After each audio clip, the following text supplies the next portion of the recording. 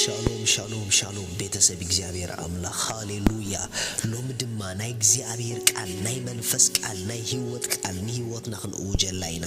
እንተ ደኣ ንሕና ንህይወትና ቃሉ ዘይአውጅና ካልእ ዘአውጀልና ንህይወትና ክቆጻጸራዩ ስለዚ አምላክ ዝብሎ ንህይወትና ክቆጻጸራ እሱ ዝብሎ ንሕና ንህይወትና ክንብለላ ይግበአናዩ ሎም ሓቢርና ከምዚልና ክንውጂና እዚ ቃል ደድሕሪ ድገሞ ኣብ ህይወትኩም ክሰርሕ ሃሌሉያ ሎም ንውጆ ቃል ብስም ኢየሱስ ዝማላለስ ዝብል ሃሌሉያ ጽሑፍዩ በቃል ኮነ በግብሪ እትገብርዎ ዘበለ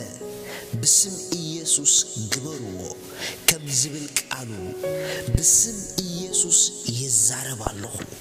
ብስም ኢየሱስ ይዝስኩም ኣብ ሰማይ ኣብ ምድሪ ኣብ ትሕቲ ምድሪ ልዕል ዝበለ ስም ኢየሱስ እዩ በዚህ ስም ኣብ ሰለስቲኡ ዓለም ልዕል ዝበልኪ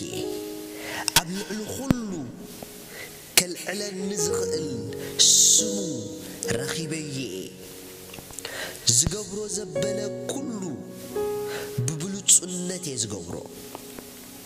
ቃላተይ ኣብ ኩሉ ልዕል ዝበለ እዩ ቃላተይ ኣብ ኩሉ ልዑል እዩ ጽሑፍዩ ኣብ ሰማይ ኣብ ምድሪ ኩሉ ስልጣን ናተይ ከም ዝብል በኢየሱስ ስም በዚህ ስልጣን ኣብ ልዕል ሁሉ ስልጡን ኣብ ልዕል ሁሉ ኃይልታት ይረግጽ ኣለሁ በዚህ ስልጣን ኣብ ልዕል ሕማም ኣብ ልዕል ጸልማት ኣብ ልዕል ድኽነት ኣብ ልዕል ሁሉ ካብ ጎይታ ዘይኮነ ብሽም ኢየሱስ እረግጽ ኣለሁ ብሽም ኢየሱስ እረግጽ ኣለሁ ኣገዲዱ ዝገዝአኒ ኃይሊ ኣባይ ኣይሰርሕን እዩ ምኽንያቱ ብልዕል ዝበለ ስልጣን ስሙ አዜ ልዕለ በስሙ ኣብ ህይወት ብዙሕ ዝገዝእ በስሙ ኣብ ህይወት ኣብ በረኸት ብዙሕ ዝገዝእ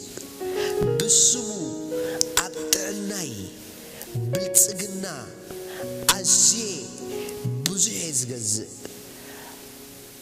ኣብ ልዕለይ ክስልጥን ዝኽእል ማንም ኃይሊ የለን